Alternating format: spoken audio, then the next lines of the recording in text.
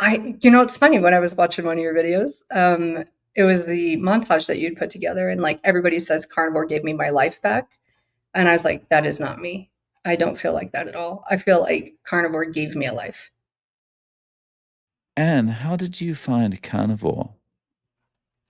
by accident.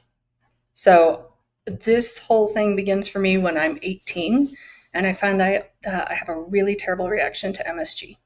Um, I was given a blind taste test at school, actually by a food science teacher, and I had a migraine in like 30 seconds flat. And I already knew way before then something was wrong. Like I was just always not feeling well, and I did not know what was going on. Okay. So that's one of the first things I find out that I ever have. And I was just trying to avoid that since I knew what it was. I start reading, hey, it sounds like it's in some food.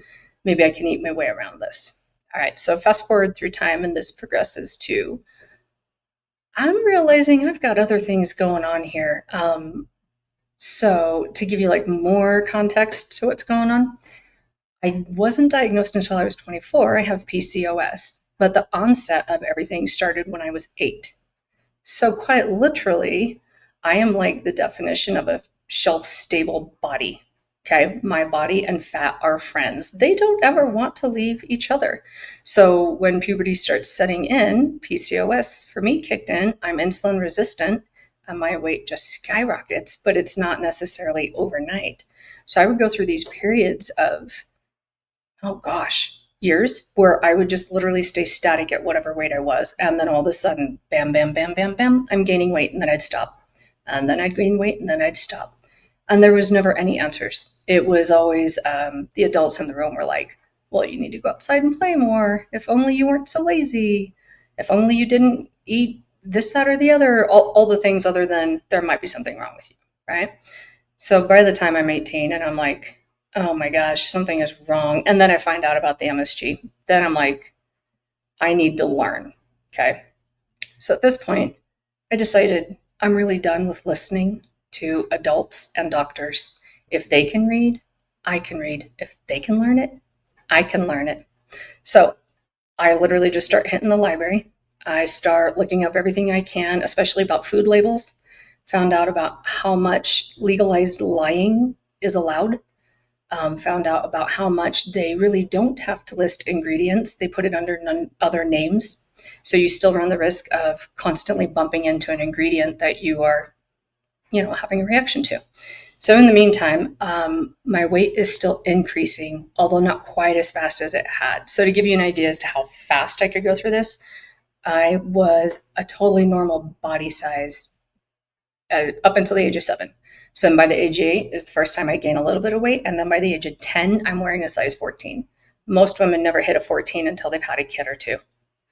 So when I say pack on the weight, I really mean it. Boom, boom, boom. And then it just stays, right? Okay, so the weight's going up, but I can't get it to come off. I can't figure out what's going on with me. So now by the time I'm in my 20s, I was like, I think I might be hypoglycemic. And so I had a job where I could go get what do they call it, a pre-authorization.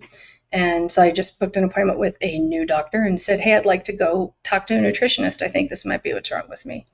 And I was totally dismissed. And I remember her name was Dr. Thompson. I only saw her the once. And she kept pushing back on me. I told her, I said, this is what I'm here for. I'd like to go see a nutritionist or perhaps get tested for the hypoglycemia. And she said to me, well, why are you really here? Well, that's what I'm here for. I want to see a nutritionist and slash or get tested for this hypoglycemia. I just think I have it. Tell me why you think I have it. I tell her. And then she says, so you think you have it based on what you read? And I said, yes, plus previous experience, right? Like these are the things that seem to fit this. That's why I've arrived at this decision. And then she says to me, all right, look, I want you to know that very few people ever are truly hypoglycemic. She wrote me a prescription for Xenical, which was a fat blocker at the time. And then as she's walking out the door, she says to me, but don't worry, I'll make sure that you have a letter at the front waiting for you. And that was it. And I was like, okay, well, we're leaving this prescription here. So I didn't take, I was so mad at that to be so soundly dismissed, right? All right, so that leads me to now I have some coworkers, different office, same place that I'm working at, just a different office. But I'm not giving up, right? My weight by now is getting really high, really, really high. So I started asking coworkers, "Hey, do you have a doctor that actually listens?" And someone said, "Yes, go try this doctor. They actually listen to my mother, and my mother's a hypochondriac, but they have found things that were legit because of her complaining." So I did. And that new doctor had me diagnosed within 30 minutes, looked at me and said, "Based on your age and your height and what I see with you proportionally, I think you have PCOS and I want to give you a test for it." So by the time I literally get diagnosed, I'm 24 and I'm 361 pounds. How tall are you? 5'4". Yeah. Okay. So at least I'm like, hey, I have an answer. Yay, let's do something about this. Go through all the treatment they want to give you, which at the time PCOS is like not as well known as it is now. So it's like, oh boy, let's put you on spironolactone and loestrine and progesterone and all the metformin. Although no, I still don't know why they gave me metformin because when they tested my blood sugar, I was told that actually I don't have any signs of diabetes. This is kind of the weird anomaly of me. I've never had any comorbidities. I've never even had high blood pressure. I've just literally only been gaining weight, and that's been it. So I go through all the processes for a year, keeping a food journal again. You name it, I tried it all the way up until that point in time, and then some. And I was only able to lose 10 pounds, but it all came back. And so at that point, I approached my doctor again, and I was like, I think I should probably do the gastric bypass. I don't know what else to do. I heard it cuts insulin production in half. And at least based on what I'm understanding here, insulin is somehow an issue for me. And I'm crushing to death. I don't want to die. Not from this. And she was like, I totally agree. Let's go for it. So I did the bypass. And so my weight stopped increasing, which is actually why I did it. Right. I did not do it to lose weight. I did it to make it quit. And it was effective at that. So I never got above 361, thank goodness. But now on the opposite side of that, like I said, my body's shelf stable. So it doesn't like to lose weight either. It likes to just hang on to it. So I never really had any kind of a yo-yo syndrome. I never had any of the other issues that a lot of people who do bypass do. So like never had an emotional relationship with food where it was like my friend or my comfort. I didn't go through that. I never had like social issues with food. So like it wasn't like my culture or anything like that revolved around it. So for me, I don't feel like I had a lot of the same issues other people did. I never even had a food addiction. It just was literally this insulin resistance that I've got and the standard American diet, right? So yeah, after that, uh, let's go through time again, shall we? We'll fast forward. So it's effective stopping the weight, but I can't necessarily get the weight to come off either, even though I'm doing all the things. So I've had a little bit of vacillation, but not much between like losing and then going back up, but then losing again. It's been far more normal, I think. So about maybe 2 years ago now, this whole time I've always been really concerned about developing high blood sugar. Yeah, developing high blood sugar. So I've always just been looking into diets. And since I've been tweaking mine since the age of 18, it was a no brainer for me to just keep following that natural path. So at the point in time that I found Carnivore, I was actually looking for a different video for someone else that I was following who specialized in PCOS. And she was a functional medical practitioner. And I really liked some of the stuff she was saying. At that point, I also was thinking, I think I need to go gluten free because I have so much joint pain. I have so many other things still going on that never cleared up, and I could never figure out why. The joint pain was the worst, though, the absolute worst, especially in my knees. They were so tight. So I'm reading this lady, and I was like, oh, she might have a point with gluten. Let's try that. Went gluten free. It's working. Let's go watch another video of hers. I got the wrong video. I don't know who this guy is interviewing this other doctor, but hey, she does PCOS. Let's listen to her. And I really liked his interview. So at the end of that video, I remember thinking like, that was pretty good. And then, like, probably maybe, I don't know, a week after that, hey, lo and behold, that same guy pops up in my YouTube feed again. And I just recognized his face. But I did not click on that video because it seemed like clickbait. And it said, like, woman eats meat for 13 years and this happened. And I was like, oh, who does that? No. So I ignore it. And then it popped up again later. And I was like, whatever. Totally ignoring it, just dismissing it. But she popped up again later. And I was like, this is, all right, I'm going to click on it. So I clicked on it.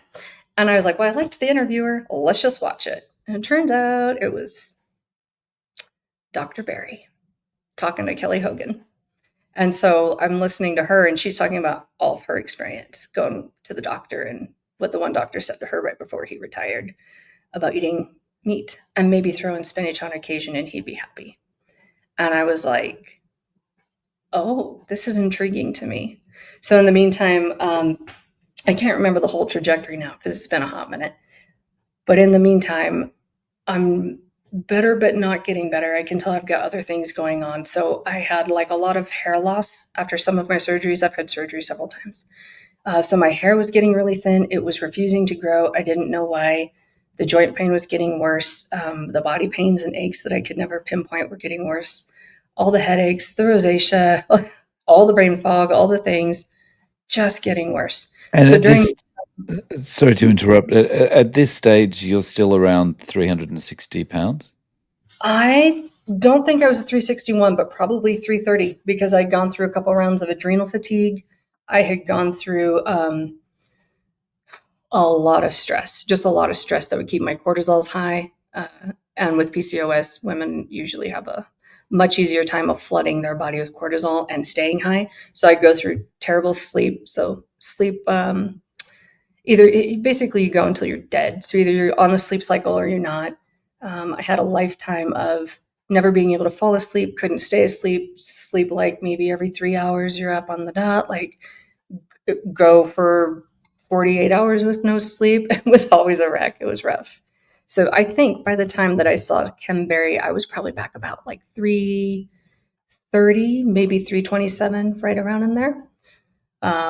So while I'm realizing I still have other things going on, and now I'm hearing about eat meat, I thought, well, I've read about a lot of things, and I'm very aware of legalized lying now, and I'm very aware of all the other issues that I've had. How crazy can this actually be? And so in the meantime, I also was cued into Bella. I found Bella, steak and butter gal, right? Right.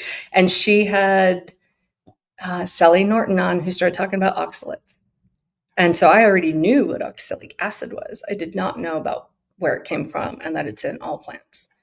So I was like, oh my gosh. And I just went gluten free and I'm eating everything that has a high oxalic load, and all of my other symptoms just skyrocketed. So I stopped. I was like, I can't, I'm out. I'm not following the other person that I was anymore because she was pretty plant heavy. And I thought, let's start with 3 days and see what happens. Just eat more meat. Don't worry about adding vegetables, right? And within 2 days, the joint pain in my knees was gone. Like my knees were so tight, I could barely go upstairs because they were so tight. Um, so that kind of sold me right there that they might be onto something. And then now, fast forward to now, I've now been doing this for 9 months. And for the first time, Dave, I can lose weight. And I'm not even trying to.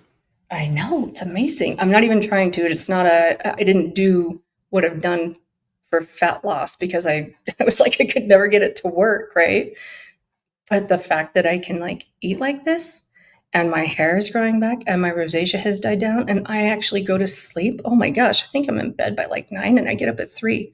I've never done that. Not once in my entire life. And when you wake up, you feel rested? I do. My face does not look like it's sunken in. I did not disintegrate during the night. I don't get up and go, ugh, or it takes me 15 minutes to put on a shoe because I have plantar fasciitis. Like, holy cow. Like, even my fingernails are quite literally different. I always grew up with very weak, flexible nails. Never knew why. Right now, they're so hard, it actually hurts if I like hit something with them. I've never had that with my fingernails. So this is quite amazing to me to see this much of a difference It was really hard though. For me, the only other time that I had this much level of like having to slog it out was when I first started removing MSG from my diet because MSG is in so much food. Oh my gosh, it is in so much food. So I can handle that in small doses. I realize it's got roots in nature. So, like, a lot of people like to tell me I don't have a reaction because I can eat a tomato and not die. And I'm like, one tomato won't kill me. MSG in all things plus tomatoes will. So I can handle small doses. So for me, the second slog fest, that's what it um, was taking out all the carbs, viewing plants as carbs. So as I ate them, I did not replace them. Right, I didn't just cold turkey it because I know for me that doesn't quite work. I have to do more of a phase out and let my mentality and my emotions catch up first. Okay.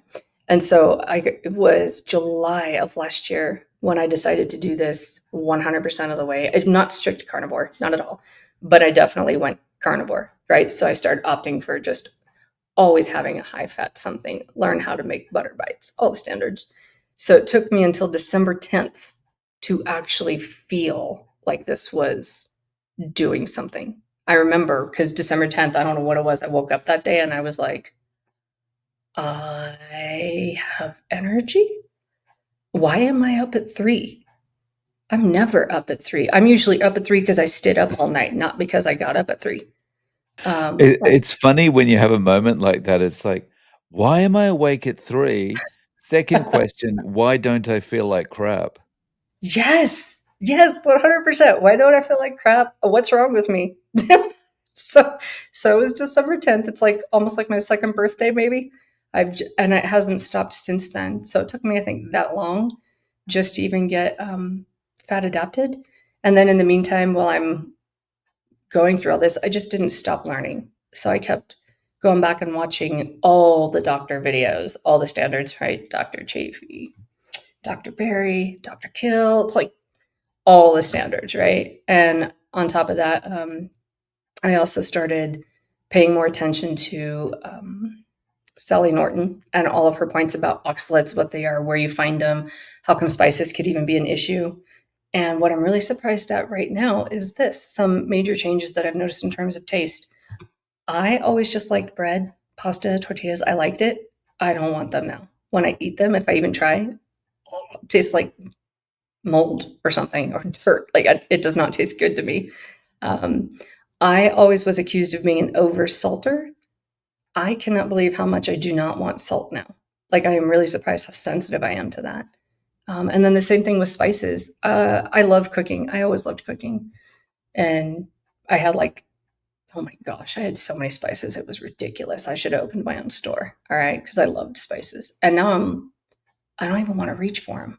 That's unusual for me. One of the things I did notice, I don't know if this is helpful for anybody. One of the things I did also notice is I never realized how much I was attracted to the color of food until I stopped using plants. So there would be times where I'd be like, I really want something green in that. And I had never cued into that before. So that was strange to be what, what do you like color therapy with your food? I don't know. I don't know what that was. It's um, so weird. I had that thing with like when you cook bok choy in like olive oil, it gets uh, this really nice green color, like it's yeah, really, really strong so green pretty. color, and it's so attractive, right? Yeah, It's this funny psychological thing. totally, totally. So for me, I just have not looked back. Like I was like, I'm committed to this. I'm not opposed to plants. I'm always talking to my family about it. I'm the only one in my family who does carnivore. But I'm always telling them, I'm like, guys, whatever will make it better for you is what I think you should do. Just because this happens to work for me right now, I would not say turn around and jump on the bandwagon just because I did it. If you're interested, go slow. Start with something like bone broth. Keep it simple and then see if you're getting results. Otherwise, you might be like Dr. Saldino. He's over there doing the carnivore thing. And then finally, he's like, I think I need to add in some carbs and effectively be animal based. And that's working for him.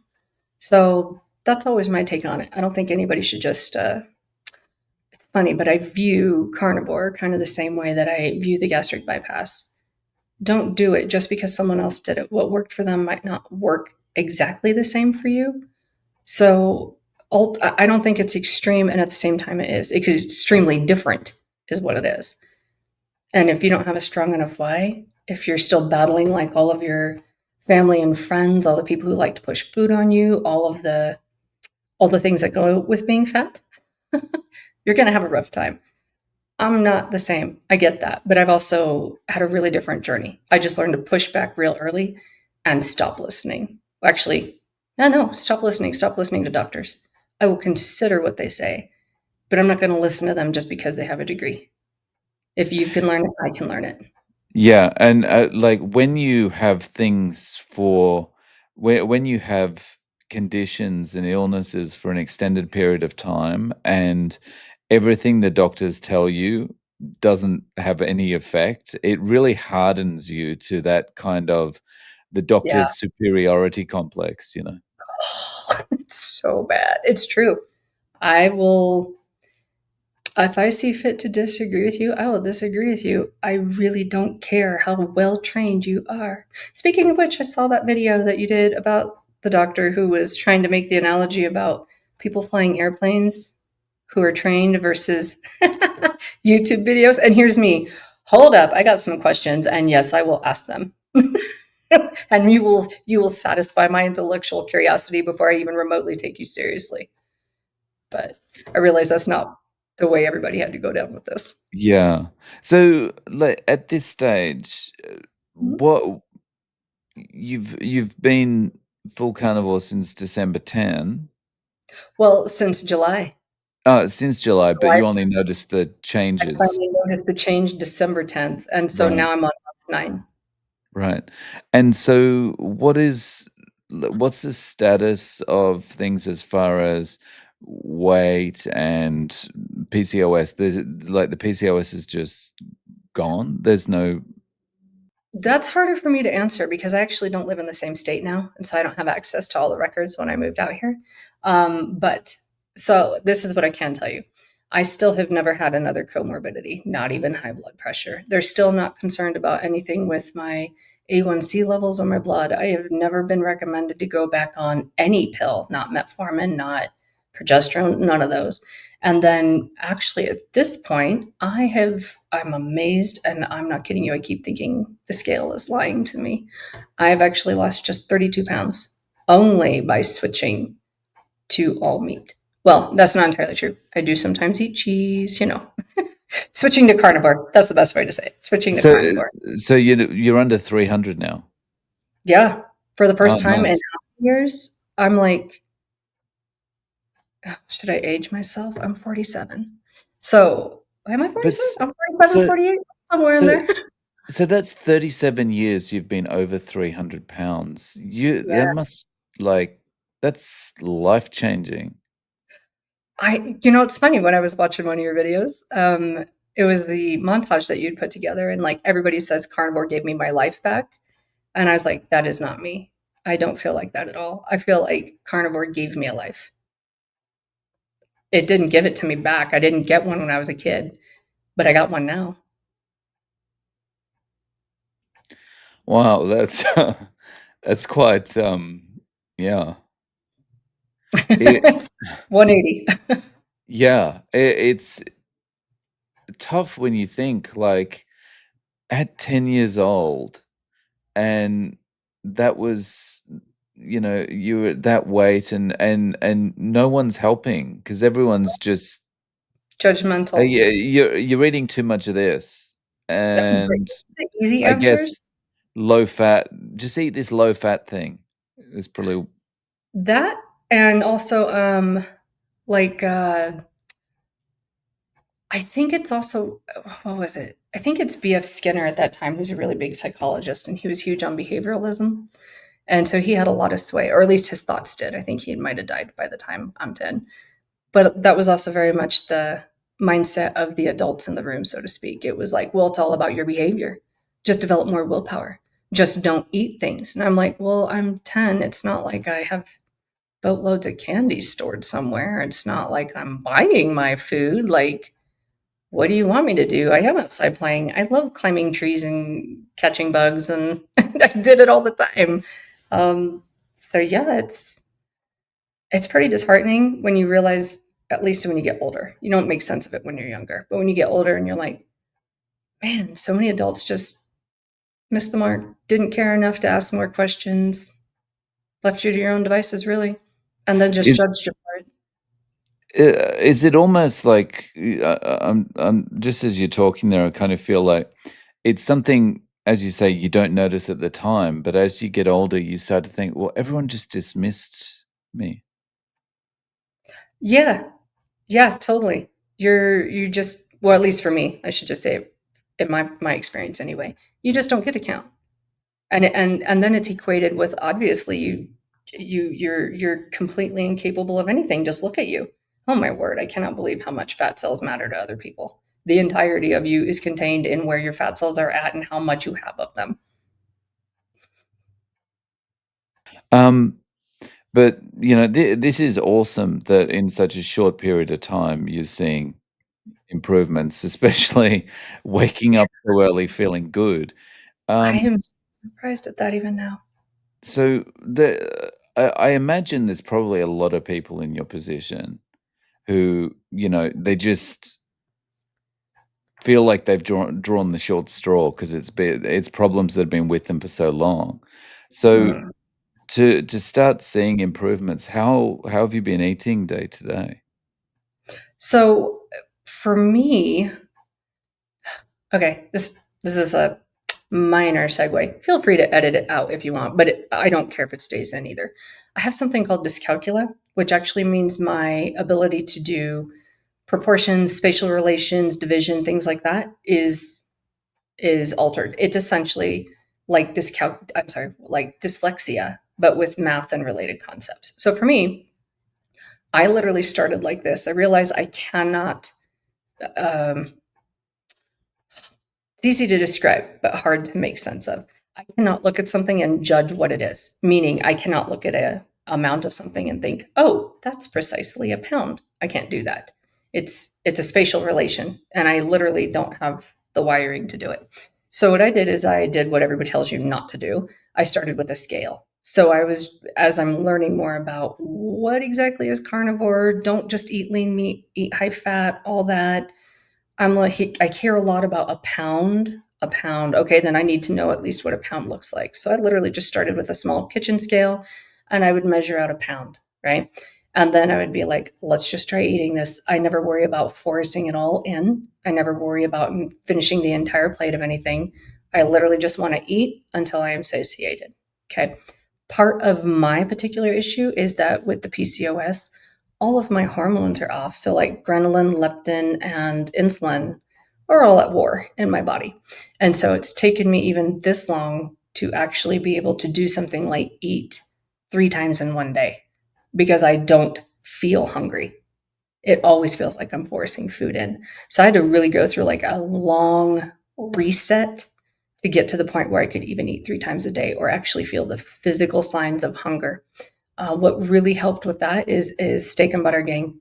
Like I decided to do that the more that I got into the videos, and I just constantly go to their priming sessions every time. I sit there and I just listen, and I just keep repeating the same thing because my trajectory, my personal goal is this: I want to get to the point where I can get through one solid week of using their priming protocol.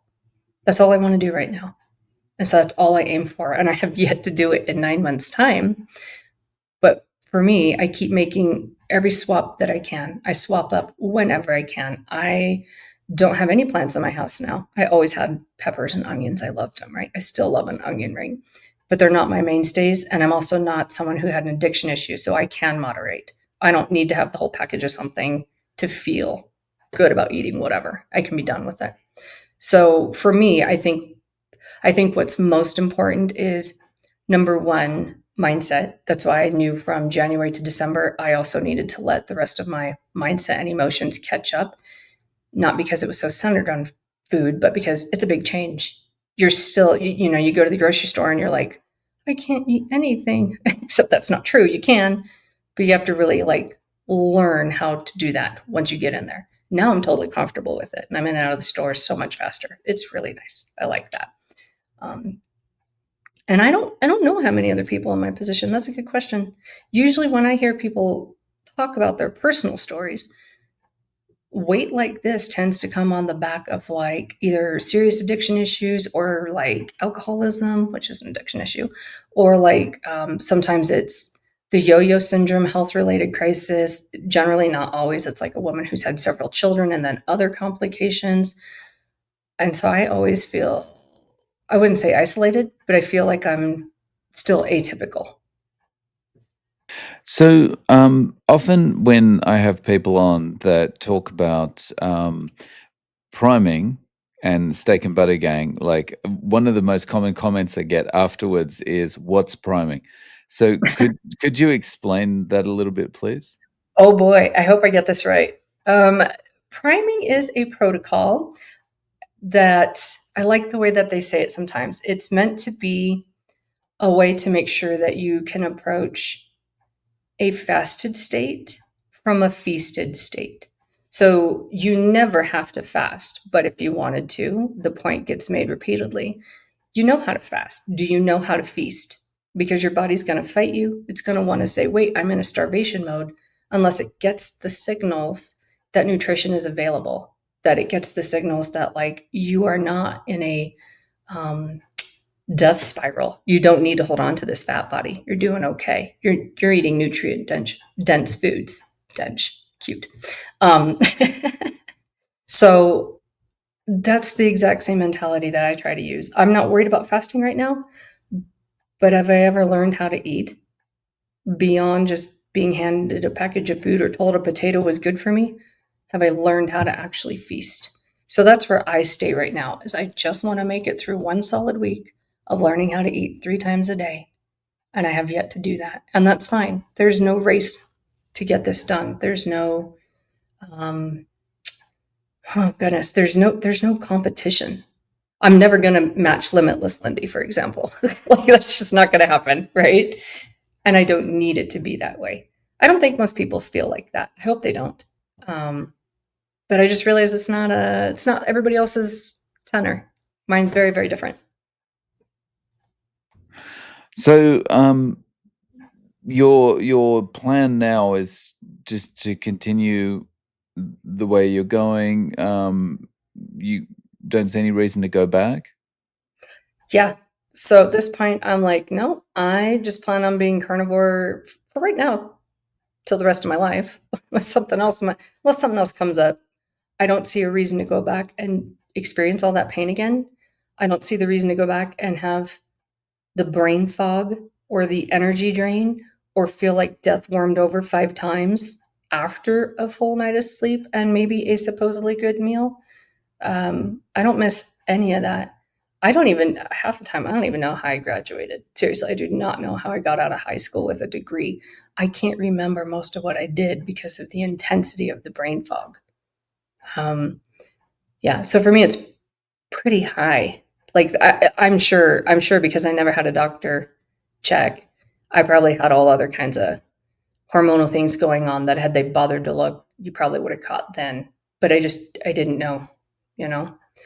So yeah, I don't want to go back. I don't miss it. For me, it's not an issue. I would rather just like, well, there's a phrase I heard once. So this is what I kind of live by. Different isn't always better, but better is always different. Always. This is better. And it's very different. Yeah, indeed. So, if someone asked you about doing carnivore and said, "Look, I want to give it a try," Mhm. how do you recommend I get started with it to maximize my chances of success? What would you recommend? Oh gosh. Well, first figure out why you're doing it. If you're doing it because you want to look good in a bikini, that's a very different reason from like someone who says, I really want to just stop feeling like crap. that's a that's a very different why. So then after you know what your why is, that's going to impact who you're listening to. So like one of the interviews that you did that I really liked was actually Anthony Faisy. I don't know how many times you've had him on, but the last one I saw, I think, was from like several months ago. And I was just blown away by listening to him talk and how much like philosophy he just drops right in the middle of all the science, right? And I remember he was talking about, I think her name was like Carla or Linda or something like that, and she was like 67. I think she was a bodybuilder who wanted to do a competition and needed help, and that was like that makes total sense. That's why she was doing it. I'm sure she probably had something else going on before that. Maybe she was already carnivore. But at this point, when she's accessing his help, that is what she was doing. She's like, I want to look good in this bikini for this competition, which is a very different why from mine. So I would say number one, absolutely know your why. Number two, depending on who you are, either you need to go cold turkey or maybe you need to go slow. For me, I definitely need to go slower because I'm the overachiever. I'm one of those people who says, I don't care that you learned that 30 seconds ago. Why didn't you master it already? I'm a phenomenal self punisher. So I don't, I always want to overcommit, but then I'm going to fail. So I absolutely have to go slow in order to not self sabotage because I'll self punish, right? Like that's very me. So figure out your why, and then figure out, since you have your why, you can figure out your how. So don't do it necessarily the way I did it. Figure out what is absolutely the best way for you. For me, it was knowledge based, it was experimenting on what makes me feel better, and it was ignoring people who supposedly had some kind of an education, but yet everything I'm experiencing goes against what they keep telling me to do. If that's not you, if you're like, hey, I have a team of doctors who are telling me this and this seems to fit, you probably do better listening to them than trying to strike out on your own. The third thing, I hope that was two things. If it's not, that should be. But the third thing I would say is this time around, definitely get like a community. That's one of the few things that I decided very actively to do before I even committed to carnivore. I was like, man, there's so many things that I have questions on, and I don't know anyone. There's no way I'm going to make this happen if I don't figure out what to do.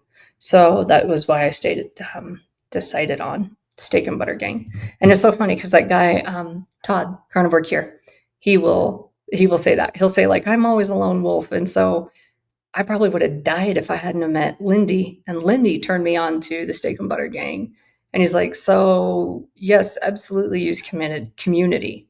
And I'm like, yeah, it makes a big difference. And they're very, very active. Like that whole community is very active. You can get questions answered easily. You're not left alone and you will be seen there. They will actually reply to you. It's amazing. So that's what I would do. Nice. Yeah, and on your point about education, more and more I realize that, you know, if you're unable to think, education is gonna be wasted on you, and I think that's kind of how the Yeah. view I have of a lot of doctors these days. Agreed. I actually work in higher ed. I've worked in higher ed for a really long time. And I think that's part of why I'm a little bit more jaded too. I hear doctors say things and it's nothing against the doctor. The first thing I think is, whose theory is that? Whose pet project? Who funded that one? Yeah, but that's because I know the ropes. I understand how the universities work since I work in one. I've worked in several, just so everybody knows that I'm not researching my current employer. Yeah. Yeah, it tends to be the same the whole way through, right? It's not any one particular place. Oh yeah, yeah. Money and corn are related. Corn Mm. self seeds. You can only like get corn through other people. Money goes where the people go. That's what funds the studies. Yeah, so, and if people wanna reach out to you, how can they get in contact? Do you have any social media or any other way of reaching out? I don't, believe it or not. No, I do not like social media. I don't. I do not. Have you ever heard the phrase "you face twit"? I do not YouTube. I do not Twitter. I do not Facebook. Although it's probably like UX book now or something, right? So I would be super old school and I'd be like, I'd have to give you my email address, which is okay. I could do that if anybody wanted to, yes. But otherwise, you could definitely find me in the Steak and Butter Gang. I'm there. And you can find me trolling around on a lot of the lives. So, like Dr. Kiltz's live streams, I'm usually there. Hello, Papa Carnivore, if you ever actually see this. Um, He's the only guy I currently papa. I'm around, but I don't do TikTok. I don't Insta. I don't any of it because I don't like it. And that's part of why I was like doing this is totally a personal dare. It's really Yeah. hard for me to come and talk about this and know that it will be posted to Facebook. Ah, YouTube. I told you I don't do it. I don't do it. I'll link to your email in the show notes and also put a link to the Steak and Butter Gang in there. Thank you so much for coming on and sharing your story, Anne. I really appreciate your time. Hey, I just wanted to say you're right. Like listening to your videos, like the third time when you were like, come and tell your stories. It's the stories that count. And I was like, here's the thing. I study screenwriting as well. And so I was like, no, he's totally right. This is just me being a chicken. Why? Who knows why? I have no problem talking to you, but the idea of this being on YouTube, like it's giving me a panic attack, which is so utterly dumb. And I get that. But I have some weird emotional thing about it, right? But that was why I didn't respond the first two times when you were asking. So I'm just saying, like, I think it's a great thing that you're still doing that, that you're putting it out there and just encouraging everybody. Well, thank you so much for doing this. Really appreciate it, Anne. You are welcome. Thank you for having me, Dave.